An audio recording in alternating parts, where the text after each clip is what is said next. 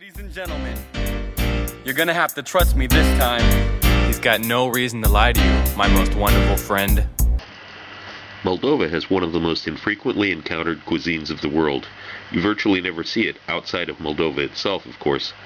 Moldova is located just east of Transylvania in Romania. The country is rich in agriculture, but meat is expensive and generally served only in tiny portions as an appetizer course, and the entree being entirely vegetarian. Vegetable-based sauces are common. There are also surprisingly good wines and cognac produced there, and these are often used in cooking too. While the sauce is not a specific classic Moldavian recipe, it uses the ingredients and methods of classical old world Moldova. If you are a vegetarian who craves meat, this sauce is going to win your heart. It has a strong taste of meat, even though it is made completely from vegetables. Now, any good chef could make a vegan mushroom sauce that mimics meat, but this has no mushrooms either. What is really special about this is that it pairs insanely well with Parmesan cheese. So you can put it on pasta dishes and make a very interesting version of eggplant Parmesan, and we'll look into that more later at the end of this video. Let's begin. So the first step here is to get the peel off the tomatoes. I'm also going to remove the stem here. You just make a slice on the back. Most people know how to do this anyway. It's going to go in boiling water for a minute, then into ice bath, and then you'll be able to peel it. And repeat that with all of the tomatoes. Okay, water's boiling. I'm going to put in tomatoes.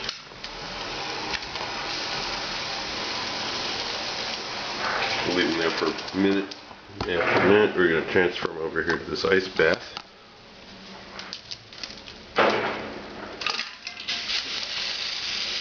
Now you can see the peel's already coming off them without even having to touch them, so they'll be very easy to peel. Just let them cool down for a few minutes. And here's what they look like after they're peeled, and we're going to cut those up. Now, even though the celery root is going to go into a food processor, in order to get it started, we're going to cut it into strips like this. It doesn't have to be exact, of course, because it's going to be cut again. I cut it first into thin sheets, and then you can just take it down like this so that it ends up being even after it comes out of the food processor. And we'll repeat that with the rest of the celery root. Okay, other things that are going to go in the food processor. The onion, I'm just going to chop it up roughly.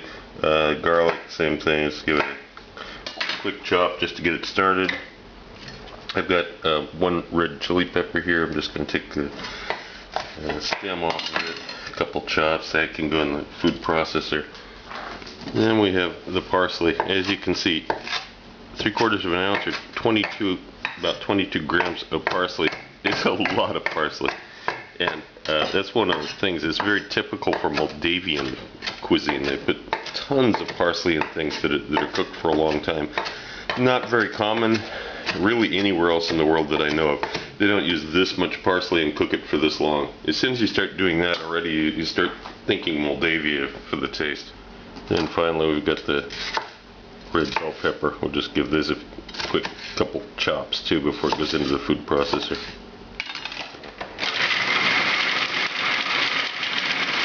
All I did here is I cut those skinned tomatoes up into quarters. Now I'm going to add the contents of the finely cut vegetables onto the top of this, directly over the top of the tomatoes. I'm not going to stir this around. I'm going to leave the tomatoes at the bottom. There's a reason for this. The bottom of the dish is going to get hot. We want tomatoes to caramelize and the juices to come through. Now I'm going to take about 2 teaspoons of salt, and I'm going to add to the top of this, along with a very generous amount of olive oil, extra virgin olive oil. How much is this? Maybe 1/4 cup. It's a little difficult to estimate. I never tried to estimate it carefully. It's about 1/4 cup, I'd say. And now the lid's going to go on this, and it's going to braise.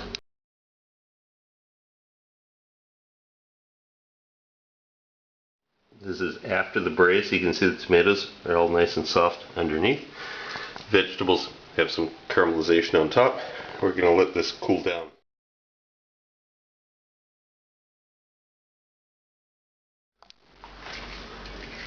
Okay, you got a hot pan, a couple of tablespoons of olive oil in here. And that should coat the bottom of the pan. This is the key. And make sure that you got enough, and as you can see, it's pretty hot there. Let that oil heat up. You're gonna put some of this tomato sauce on the bottom, maybe a third of it, a quarter of it maybe, and just let it cook without stirring it.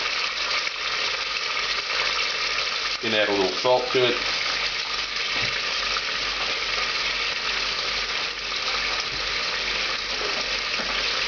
A little sugar.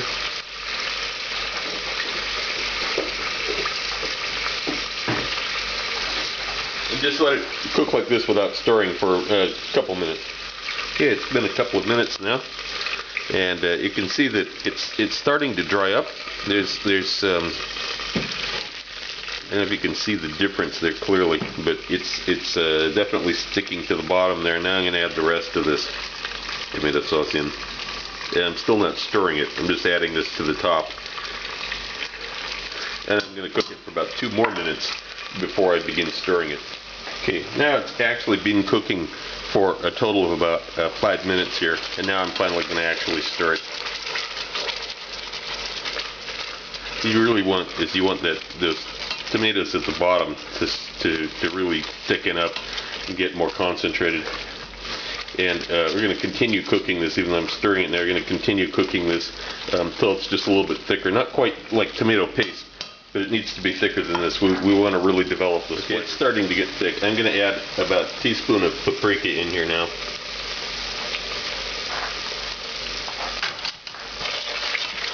And you can see how thick this is. It's starting to become like, it's certainly not a liquid anymore. It's like a paste. Paprika's in. This is good. Now we're going to add all those vegetables that we braised in the oven. The tomatoes in the bottom and everything else. We're going to make this a homogeneous mixture in the pan first, and then we'll do the puree on them. So they just need to be stirred around together for I don't know, just a couple minutes. Really, just a couple minutes just to get them going here. Okay, this has all been loaded into a blender. Now I'm going to add about a quarter of a cup of basil, just roughly chopped basil, fresh basil, to this, and 120 milliliters of red wine. I'm actually using this wine produced Fanagoria, which has excellent intense flavor for this, but you definitely want a good intense wine with this. You don't want to use a weak, wimpy wine. And this is just going to be processed to puree.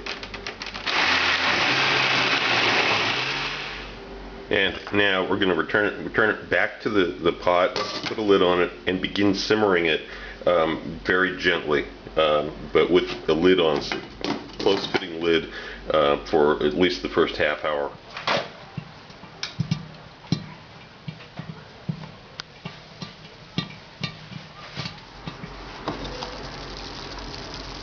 After about half an hour, the splattering is mostly over. And we're going to stir in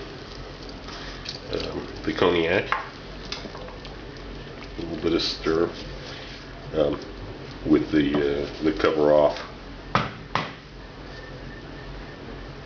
I've got the heat down to 2 on a 1 to 10 now, and it's just barely steaming away, and that's the way it's going to be for about 15 more minutes, and then it'll be done up to this stage.